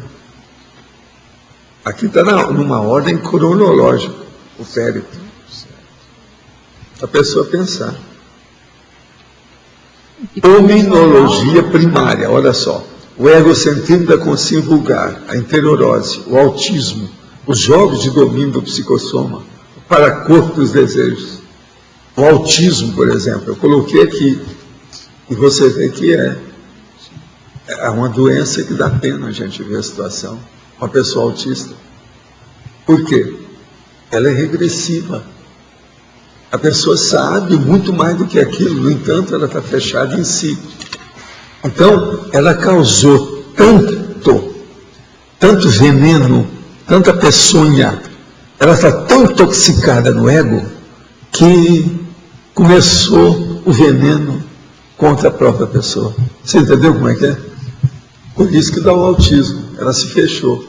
Nós poderíamos dizer que nós atingimos um grau assim, mais elevado de lucidez, né, psicológica quando nós tivermos já dominado razoavelmente o psicossoma, então. Tem que começar. Aí é uma coisa bem razoável, né? É grande. Mas veja, a hora que você dominar, você fica livre dele, você vira consciência livre. A coisa mais brava. Agora, por exemplo, aqui, ó, lucidez tenepsológica, a conquista pouco a pouco da oficina extrafísica ou FIEX pessoal. Os jogos de domínio da interassistencialidade por meio do mental soma, o paracorpo do autodiscernimento. Então, é aí que começa a perda do psicossoma. É aqui. Através da assistência. O que é engraçado é isso, é que a pessoa ela tem soma e ela que ajuda quem tem psicossoma, que é o tenepsista. É muito bem feito esse negócio da tenep. Se você for estudar, é uma perfeição. Você está entendendo o problema do ricochete? Tá. Se você quiser, é aquele negócio de julgar o... O que é que a gente joga? Não. O bumerangue. A situação é impressionante. Você lança aqui, o negócio vem para você. Agora, o problema é o seguinte: se você lançou errado, você vai ter um revertério. Se você lançou positivo, você vai ter um retorno positivo. O problema é esse. Agora, depois, domínio da autoesperticidade, a evolução específica do evoluciólogo, a holofilosofia, o internacionalismo, o poliglotismo, o cosmopolitismo, os jogos de domínio do universalismo puro, da intercompreensiologia. Isso aí mudou tudo, já é outra coisa. É o que vocês estão caminhando, é para isso. Todo mundo aqui, nós todos, nós estamos nessa. Domínio da autoesperticidade. Agora, a serenologia, ela vem logo em seguida. Agora, eu penso que daqui para frente, tudo vai ser mais rápido. Não vai demorar tanto. Eu penso que isso é inevitável, é uma coisa mais do que lógica, é racional. Fala dos revezamentos. A mudança de patamar, esse que ele estava perguntando. Você chegar naquele platô. Professor, letra B aqui, professor, na sua direita. É que dessa caracterologia eu não entendi o que o senhor está querendo chamar a atenção na primeira, que é a ressomatologia botânica. Os úteros ultramicroscópicos multivariados. Isso é a botânica. Não é esquisito, por exemplo, estuda bem como é que é a reprodução da árvore. Não precisa ser uma árvore, né? Arranja aí um arbusto, a grama. Pensa nisso. Uma coisa boa é estudar o que está de fora, ó. A sensitiva. Aquela lá é complicadíssima. O negócio do processo químico da sensitiva é uma coisa absurda. Se for pensar bem. Então você vai ver que há um sistema nervoso já primário, embrionário, numa plantinha, que é, na verdade, uma grama. Já há um sistema nervoso. Como é que você... Pelo tato? Quer dizer, ela já tem tato? Como é que você classifica isso? Por isso que é muito importante a gente colocar ali, para chamar a atenção, uma sensitiva. Existe uma série de pessoas aqui que são sensitivas, mas isso é outra condição. A acepção é outra. Não é por aí. Existem sensitivas boas e sensitivas patológicas nessa, né? Tem aquela que quebra a unha e que grita, essa é patológica. É uma sensitiva esquisita. Já existe a outra que é sensitiva, domina a energia, etc., e é ectoplasta. Essa é diferente. Que o senhor está chamando a atenção para o processo da reprodução, né? De todo. Não, começa pela reprodução, porque sem reprodução não é evolução. Sim. Está entendendo? Porque os princípios conscienciais não ficam apenas como princípios conscienciais na extrafisicalidade. Eles têm que materializar alguma coisa para se mexer. Eles têm que se manifestar no cosmos. Então tem que fazer um ambiente adequado para eles, por isso que existe a matéria. O caso todo é esse. Mas pode falar. Professor, voltando ao senso de urgência aqui na fatologia, bom, para ter um senso de urgência, primeiro tem que constatar que existe um processo de evolução. Agora, assim, frente à constatação de um atraso pessoal nesse processo, como é que a gente pode fazer para... O senso de urgência é você localizar, priorizar aquilo, colocar na frente de tudo e recuperar o mais depressa possível o que você perdeu. Ok, e como não cair no ansiosismo frente a isso? Frente ao prejuízo? Não, quando a pessoa está, a motivação aparece, ela aí já tem uma razão de ser, né? Ela vai dar muito valor para isso. Geralmente a motivação aparece nesse caso. Quando a pessoa tem uma lucidez e viu o alcance daquilo, acabou. Aquilo vira o verdadeiro jogo, que eu chamo aqui. É o jogo evolutivo da situação. A pessoa vai dar mais força para isso, ela vai caminhar mais rápido. Isso é quase que inevitável. Motivação. Uma coisa que eu ainda não falei aqui, mas que é bom falar, já que você está falando aí, ainda falando em motivação. Amanhã, quinta-feira, eu vou fazer a mega euforização. Uma das coisas mais sérias da mega euforização, que eu ainda não toquei muito nisso aqui, mas isso vocês precisam estudar, vocês mesmos, é o problema da potencialização da automotivação. Mas não é só a euforização que faz isso. A Primené faz isso, Cipriene faz isso, a euforia em si faz isso. Mas a mega euforização, ela dá uma automotivação enorme.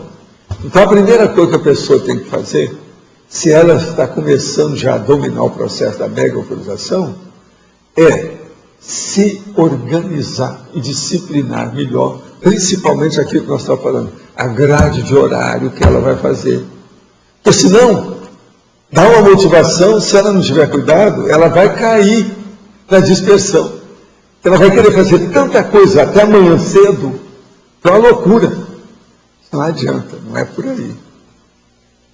Então a primeira coisa na questão de euforia, o que você está rindo sem parar? É que você estava pensando nisso?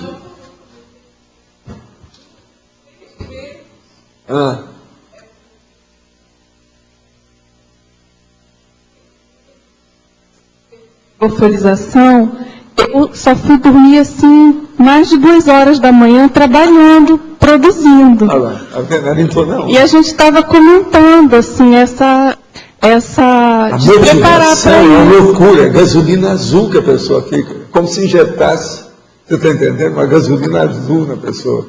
Ela funciona mais. Um aditivo também e óleo. Quer dizer, óleo, aditivo, etc., e gasolina azul. Então, isso é preciso da gente entender por quê. Então, motivação é uma coisa séria. Agora, a mega euforização é uma bênção, ela abre tudo. A coisa caminha mais rápido. Agora, por exemplo, quais as consequências disso? Tem uma série delas. Tem uma outra imediata com isso. O nome é paciência. Uma pessoa não tinha paciência, ela começa a mexer com as energias, aí ela começa a ver o processo, dá uma euforia nela, ela começa a ter paciência com os outros. Por quê? Ela não quer nem perder muito tempo com as coisas secundárias. Então ela tem paciência, ela vê o alcance, ela começa a colocar a pessoa no lugar dela, o tanto que não, eu posso ajudar só até aqui, como é que fica. Então o problema da paciência muda o gabarito da sua paciência. Ele se amplia. Entende? Isso aí também é sério, a gente ponderar essa história. Tudo tem relação. Quer dizer, então, que você passou por isso 3 vezes.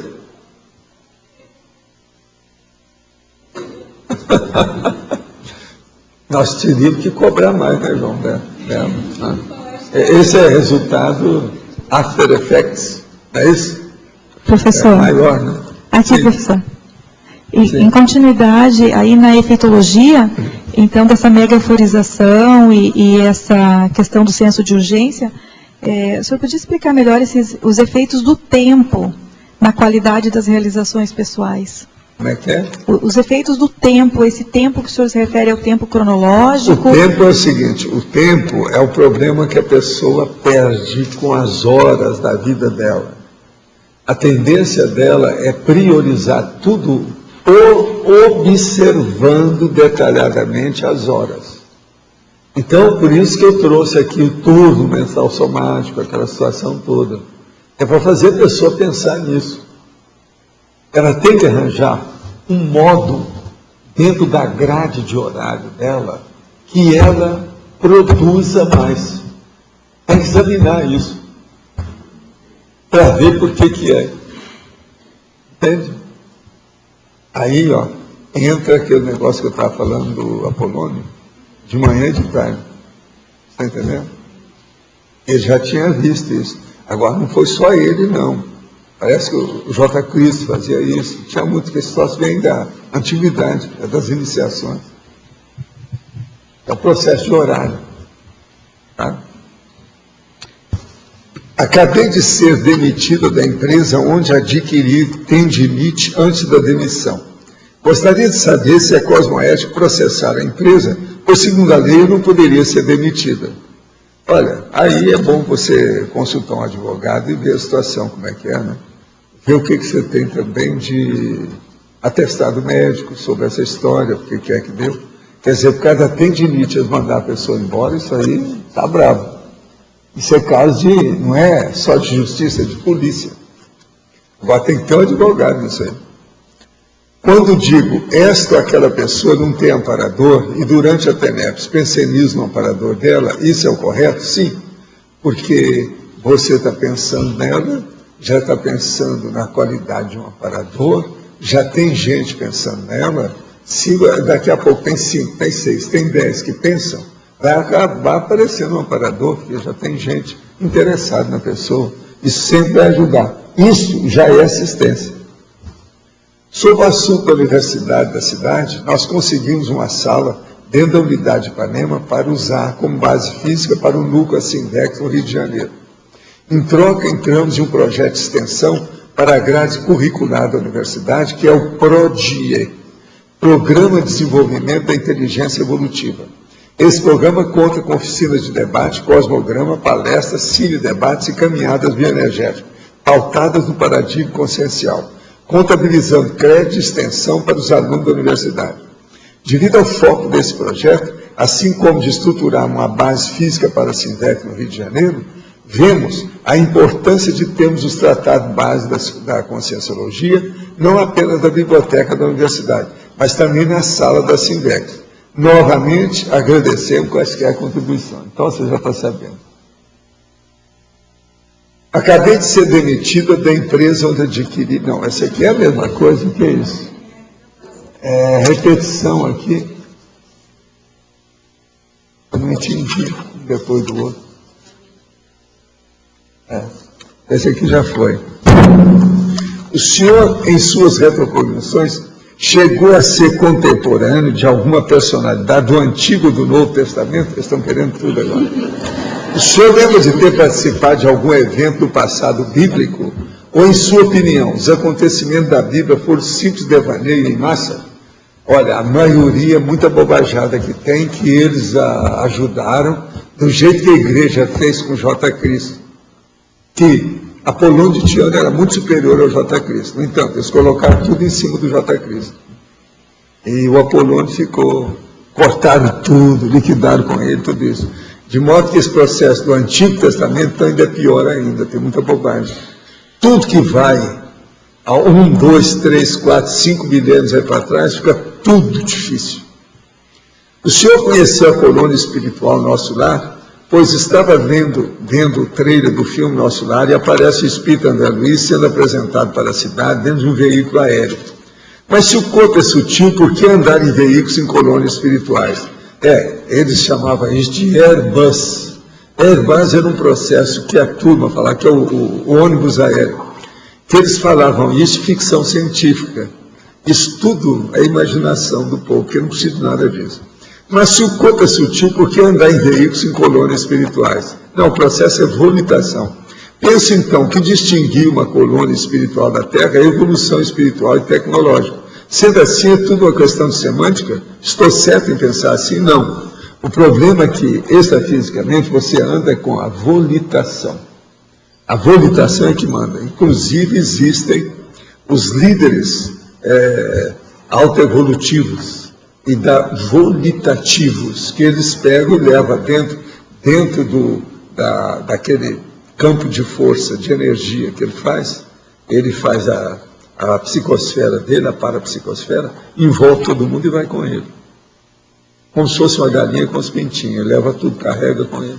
Isso tudo é o processo de volitação. Agora, existe muita consciência que não consegue volitar. E existe outras consciências que querem imitar tudo que tem na Terra. Então, isso tudo existe. Existe aquela consciência que chega com a opção de coisa que está guardando. Tudo é moeda, que ele acha que tudo é moeda de ouro, igual daqui. Ele acha que está tudo ali segurando. Existe loucura em tudo quanto é jeito. Agora, nosso lar tem muita ilusão, tem muita bobagem lá, tem umas coisas. Tem umas coisas sérias. Uma das coisas sérias lá, que eles falam lá, que tinha um cara em nosso lar, que ele não precisava de dormir mais. Já era uma coisa, mas o André Luiz não se estendeu nisso aí, não explicou. Outra coisa, que a veneranda vinha e falava uma opção de coisa. Na hora que o negócio estava aceso, ela ia embora. E deixar todo mundo naquela expectativa para pensar sobre o assunto. Tudo é técnica. Essas coisas existem, estatisticamente. Comecei praticando a circulação energética faz 4 meses, só que não sei se estou fazendo as coisas direito. Pois, às vezes, parece que fico com um capacete na cabeça e parece que eu não estou em mim. Também reparei que se praticar muitas vezes ao dia, depois de noite, demora um tempão para eu pegar no sono. Isso será normal? Onde posso arrumar literatura de conscienciologia para iniciantes? Aí é bom falar aí, os livros que tem, né, para ele. Olha, estuda aí que você está começando, essas coisas acontecem. Agora é o problema de energia. Você tem que começar a trabalhar com estado vibracional na hora de começar a estudar. Você pode pegar os nossos livros no Shopcons pela internet, é o www.shopcons, shop em inglês, shopcons.com.br. Ou você telefona direto aqui para a Epígrafe Livraria, que é o 45 3525 0867. 3525 0867. Se quiser participar do curso Qual é da Manobras, no final do ano, 27, 28, 29 e 30 de dezembro, também vai ser uma grande oportunidade para tirar dúvidas. Vai ser em Portugal? Será aqui. Bom, esquece. Mas ela pode vir de Portugal. Olha, ele é português, está falando o negócio, meu negócio aqui é Portugal. Mas ela pode vir. Está querendo em Portugal. Mas pode vir aqui ao Brasil. Outra coisa, também. Ele mesmo continua falando aqui, outra pergunta. Vivo com esses sintomas físicos, cansaço, falta de vontade de trabalhar, sonolência, tipo quebradeira, falta de criatividade, vislumbre de soluções, apatia, desrealização, nervosismo sem causa aparente, protelação de tarefas, medo. Situações profissionais, tudo enguiça, gasto o dobro da energia para cumprir os objetivos, energia física, financeira, cliente da calote. Tão depressa estou a ponto de ser milionário, como tudo está num caos. Tenho 44 anos e uma filha de 4 anos para criar. Nego-me a desistir de conseguir triunfar na vida, por mais tombos que dei. Estou sempre tentando superar e evoluir. Gostaria que me ajudasse a encontrar um caminho lúcido e eficaz para acabar com essa fase e iniciar algo melhor. Estou quebrado financeiramente e psicologicamente. Já estive pior. Por onde eu começo?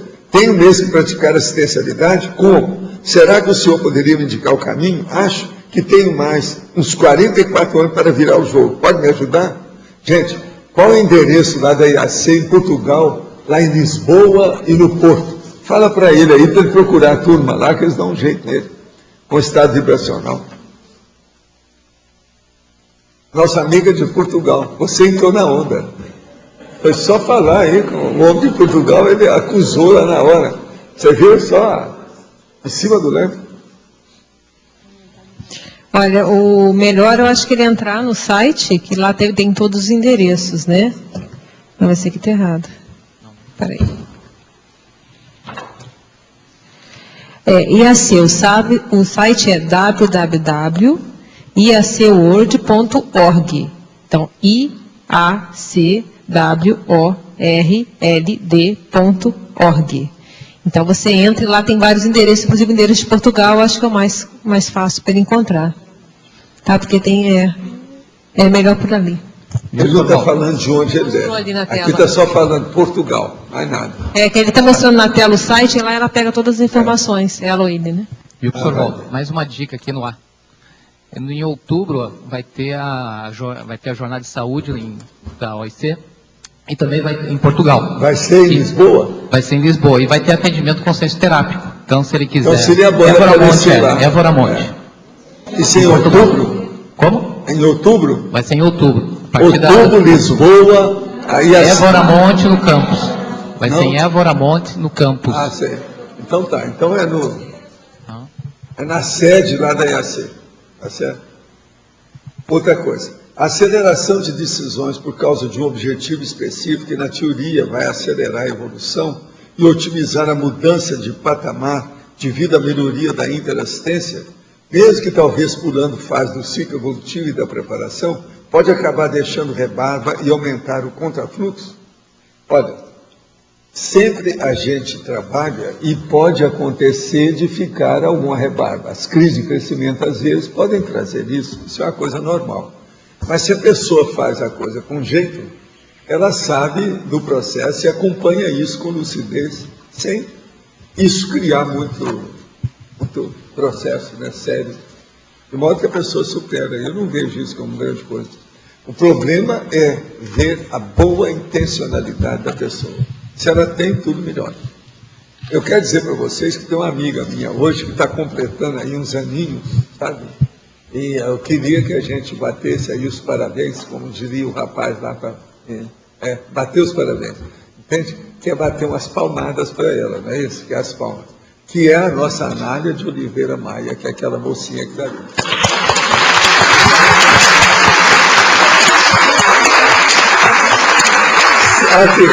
Eu sei quantos anos ela tem. Se eu falar, vocês não vão acreditar, então eu não falo.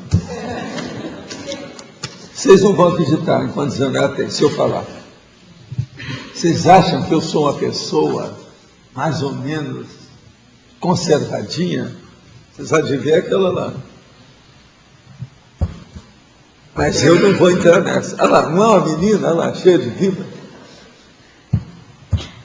Professor É Waldo. impressionante ela. Professor Waldo, letra B. Aqui, na página 36, na interdisciplinologia, eu gostaria de entender, dentro desse verbete, por que o senhor terminou com a perdologia? O quê? A especialidade perdologia. A perdologia? Exato. É porque dentro do perde evolutivo todo mundo perde alguma coisa, a maioria. Então, nós precisamos de parar com isso. As perdas, tem que acabar com essa história. Isso é o périplo. Você, quando vai passando pelo caminho, você vai deixando a opção de besteira para trás. Não devia te deixar. É perda. Então, por exemplo, quantas pessoas que você gostava tanto, de um cara chamado João, por exemplo, que as coisas foram passando, sabe? E que você deixou para trás, custou encontrar o João e tal. Está entendendo? É uma perda. Agora você está recuperando. Então nós estamos na fase da recuperação. Então, a perdologia não pode ser esquecida nisso aí, não. Por isso que está lá, autopriorologia antes, depois, a perdologia. Você acha que você está perdendo muita coisa nessa vida ainda? Agora, com o João, parece que as coisas estão ficando mais claras. Vocês não vão perder mais nada. O que você acha? Espero que sim. Se encaminhe para isso. Mas eu queria entender um pouquinho mais dessa especialidade. Pois é, mas é o do estudo das perdas. É a perda. Perda hoje, na psicologia, é uma das técnicas que vocês estudaram perdologia e o processo das perdas. Estudaram em psicologia? Tudo. Pois é, o luto é uma perda. É um monte de perda. E o contraponto disso com o desapego? O contraponto é o seguinte, a pessoa vê o que é perda e o que não é. Ela tem que examinar e ver. Uma pessoa, por exemplo, que ela fica chorando as mágoas de alguma coisa que não presta, o cara perdeu a espingarda, e está chorando a mágoa, faz 3 anos que perdeu a espingarda. Alguém chegou lá e roubou a espingarda dele. Quer dizer, é uma besteira, né? Nós temos que saber o que é. Já pensou chorar 3 anos por uma espingarda? Lá em Uberaba, uma vez eu fui atender um homem, o problema dele maior era esse. A família toda falou, através da perda dessa espingarda ficou isso aí, é um homem que é um lixo. Foi preciso eu trabalhar com ele. Então eu tratei com ele, porque eu tratava o povo aí, quando eu ia lá, de noite. Quase sempre na quarta-feira à noite. Eu trabalhava a noite inteira, estava atendendo o povo na periferia de Uberaba. Então eu fui lá e encontrei esse homem. Eu falei assim, você, eu preciso encontrar com você de dia. Então eu tratava com ele no outro dia para ele encontrar comigo, para ele voltar à vida e esquecer a espingarda. Espingarda, gente. Agora eu falava com ele, o que você fazia com a espingarda? Não, é para minha defesa. Agora eu também fiz muita caça, muita coisa com a espingarda. Mas aquela espingarda era uma irmã. Tem gente assim, vocês sabem, né? Existe pessoas desse jeito. É uma coisa impressionante. Agora, roubaram a espingarda dele. O pior era isso, que no início a pessoa que tinha perdido ficou em algum lugar. Depois procurou, não achou. Tinha um negócio da fazenda, tinha a casa na cidade. Ele procurou nos 2 lugares, não achou? Achou. Que ele tinha deixado na fazenda e alguém roubou lá na fazenda. Aí ele ficou mais danado ainda, que é uma perda por roubo. Isso é uma coisa... Professor, no caso assim de jovem na adolescência, que ainda considere que esse crescimento e essa mudança realmente para assumir a vida adulta... Jovem, tem certas coisas que ele tem que dar valor, e tem outras que não valem nada. Tem muitos jovens que ficam chorando as coisas que não tem valor nenhum. Sim. Tem que ver isso. Ele considerando que são perdas afetivas, como é que se trabalha das perdas afetivas? A perda afetiva é o seguinte, a primeira coisa, para uma pessoa que está na adolescência, te mostrar que aquilo tudo ainda é muito primário, a pessoa está começando a engatinhar, ainda tem muita vida pela frente, ela tem que amadurecer, o cérebro dela ainda não está completo, ainda não está maduro. Tem que falar isso tudo para a criança, não tem jeito, para o adolescente, expor tudo. E outra coisa, não arranjar fugas. Se uma mulher, por exemplo, ela começa a ter uma fuga, ela começa a comer sem parar. Daqui a pouco ela fica obesa, fica deformada, não tem mais jeito. Ela vai ser assim o resto da vida. Aquilo vai criar um problemão para ela. É a adolescência. A adolescência é um período seríssimo para muita gente. Sim. De modo que precisa de estar de olho nisso aí, devido aos processos das perdas. Isso tudo tem perda também. A pessoa perdeu, por exemplo, a configuração do próprio corpo durante o período da adolescência e começou a comer sem parar. A obesidade acabou com ela. Aquilo reflete no que ela estuda, na profissão que ela vai ter, na vida afetiva, tudo começa a alterar. E hoje, com esse processo todo, essa loucura que tem da comunicação, eles hoje colocam na revista, que eu estava olhando essa semana, 2 estrias no traseiro de uma dessas vedetes. Vocês chegaram a ver isso? Sim. Aparece a foto daquilo, e o povo tudo atrás para colocar 2 estrias que você custa ver. Eu fui olhar com a lente, eu tenho lupa desse tamanho, coloquei, dá para ver, mas é uma nesga de alguma coisinha, tem estria no bumbum da menina, que ela é muito falada, etc. Shakira. E no caso que, quando há perda de motivação, e eu acho que tenha, é claro, deve ter alguma conexão com paragenética também, mas com as múltiplas facilidades dessa vida moderna. Então o jovem, para se organizar, se definir, sem uma motivação, o que pode ser feito? Já abriu o olho com isso, o negócio é muito... Sim, os olhos estão abertos, mas o que mais que eu posso fazer? É falar a verdade e expor tudo. Porque senão fica igual aquela moça que eu atendi no meu consultório. Ela foi lá porque tinha essa curva aqui, estava muito para dentro dela. Isso é a área poplítea, é atrás do joelho, aqui de joelho. Aqui, a área poplítea. Ela tinha essa curva alterada. A moça era de fechar o comércio. Uma loura que não tinha nada, se olhar para ela assim, era uma escultura. No entanto, ela foi lá para ajeitar isso aqui, porque estava muito para dentro. Isso é perda. Agora veja, como é que eu ia explicar para essa moça que aquilo era secundário, era uma bobagem enorme? Como? Outra coisa, o negócio começou, mas é ela que, olhando o espelho, que viu que tinha alguma coisa. Aquilo acabou falando, falou com a irmã, virou de coisa, o marido ficou sabendo. Aí ela pergunta para o marido, aí o troço piorou mais, que o marido ficou sabendo. Então ela chega lá para mim, não, por favor, doutor, dá um jeito, que isso, a minha vida depende disso. Quer dizer, a vida dela estava dependendo da área poplítea. Eu estou mostrando para vocês porque eu enfrentei isso. A menina, a moça, era 20 e poucos anos, escultural, tudo perfeita. O rosto, cabelo, a pele, uma perfeição. Mas ela descobriu que estava muito para dentro, que não seguia a linha do corpo dela. Então você veja, como é que fica isso? A minha enfermeira nesse dia, essa enfermeira que eu tinha, era a alemã, poliglota e tal. Nesse dia que eu estava atendendo lá, eu tinha mais de uma. Mas agora, o que se passa? Ela virou para mim e disse, doutor, o senhor tem que ter paciência. Isso aí mostra que a situação vai ser precária na sua vida inteira. Não é fácil, porque depois dessa, eu vou te contar. Se isso acontecer com certas pessoas comumente, eles vão dar um tiro no ouvido. É uma loucura isso que a gente acabou de ver com essa moça. Agora, o que vocês acham que eu fiz? O que eu fiz com ela?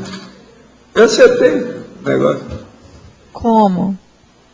Com o material, o processo de se curar era para isso. Dei umas injeções, coloquei tudo bonitinho, certinho, não deu mais nada. Ela ficou felicíssima. Depois disso veio a irmã dela, eu tratei. É gente socialite do Rio, alto nível e tal. Casada muito bem. Então não foi possível conseguir dissuadi-la da bobagem que era a ideia dela. Não, mas eu falava tudo assim, eu vou ajustar você dentro dessa situação, mas por favor, você tem que levar mais em consideração o seu corpo, a sua vida, o que você faz. Fiz uma preleção antes. Eu vou consertar isso aí para você, mas isso é um capricho de menina mal criada. Ou seja, você foi muito mimada, como é que foi? Aí veio a irmã dela, eu perguntei se tinha sido mimada. Ela falou assim, não, você sabe, isso é a irmã. Nós não somos muito feias. Desde pequeno nós somos bonitas. Então o povo tratou demais assim. Nós casamos muito bem. Então, você sabe como é que é. Tem muito dinheiro aí na história. Então, tudo, a pessoa fica inventando moda. Eu falei isso com a minha irmã, que você está inventando moda. Mas vai tirar da cabeça dela? A irmã dela não era tão loura, era mais assim, ruivinha, mas muito bonita também. Mas essa, a loura, não tinha jeito, ela era impecável. É tanto que elas casaram logo, que era bonita demais, os caras riquíssimos, que eram o marido, esse negócio todo. E outra coisa, ela falou para mim assim, a loura, doutor, eu desejaria que o meu marido viesse aqui, porque tem umas coisas dele também que eu já vi, mas eu não falo. Mas seria bom consertar. Mas eu não vou falar, porque senão ele vai ver que eu fiz. E eu não vou dizer para ele nunca. Vocês estão vendo como é que é? Inteiramente mulher mesmo, o negócio como é que é. E realmente, eu nunca vi os maridos, e tratei as duas irmãs, tudo bem, etc. A outra foi um processo de ruga. Eu tirei, que ela tinha uma ruga, e era muito menina para ter a ruga. A outra não tinha. A outra tinha. Eu estou só falando para vocês que eu nunca pude esquecer aquilo, e a reação maior foi da minha enfermeira alemã. Ela não estava podendo dormir à noite e ver uma coisa. Então, os nossos comerciais, por favor.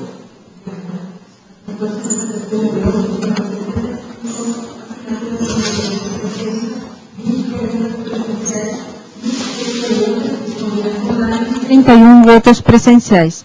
Hoje vamos ter 5 recados. Climara, Fundamentos da Conscienciometria, Viviane, Chamada de Trabalho Asinvexis, Patrícia, SP2 em FOS, Marta, Cursos Apex, Alcir, Palestra OIC. E antes, Eduardo vai falar sobre Amigos da Enciclopédia. Pessoal, boa tarde a todos. não tem sido raro alguns amigos da enciclopédia, até hoje, não terem acessado o Holoserver, pessoal. Então, algumas pessoas são amigas aí há quase 1 ano, 2 anos, e não conhecem o Holoserver, nunca visitaram o Holoserver, e às vezes a gente tem itinerância, a pessoa fala que já é amiga há muito tempo, mas que nunca não sabe o que é o Holoserver. E muitas vezes tentam com a senha no site da Tertúlia, né, o login e a senha do programa Amigos no site da Tertúlia, e obviamente ela nunca vai conseguir entrar ali. Então, como isso aconteceu agora recentemente com um amigo da enciclopédia que nos ligou, nos telefonou, a gente queria esclarecer aqui que o login e a senha para ter acesso ao ambiente exclusivo do programa Amigos da enciclopédia é no site dos amigos, www.enciclopediadaconscienciologia.org. A pessoa vai no canto, no alto à direita, coloca o seu login, coloca a senha e aí aperta então lá, entrar, e ela vai entrar no ambiente exclusivo. Dentro do ambiente exclusivo, o Holoserver é um dos links que está à esquerda. A gente já apresentou algumas vezes aqui para vocês. Não sei se está online ali, mas acho que não vai dar tempo. Mas enfim, a pessoa estava entrando no ambiente exclusivo, tá, e não estava vendo o Holoserver. Isso também acontece. Às vezes a gente não tem familiaridade com a internet. Então, www.enciclopediadaconscienciologia.org, no canto à direita, no alto, coloca o login, a senha, e aí a pessoa vai ter acesso aos seus dados.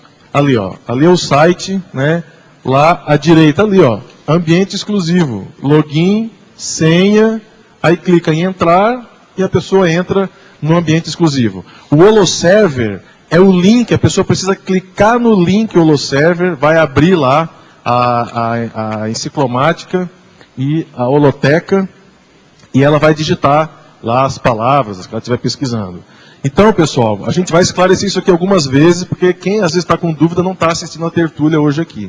E todo mundo que assiste Tertúlia acha que a gente é, às vezes, repetitivo com isso aqui. Mas são mais de 250, às vezes 300 amigos que volta e meia assistem a Tertúlia e às vezes não estão tendo acesso ao benefício por desinformação. Tá ali, ó, bibliomática, ó. Agora sim a pessoa vai clicar, vai entrar com uma palavra de pesquisa, por exemplo, cosmoética. Eu não sei qual que colocou ali, cosmoética.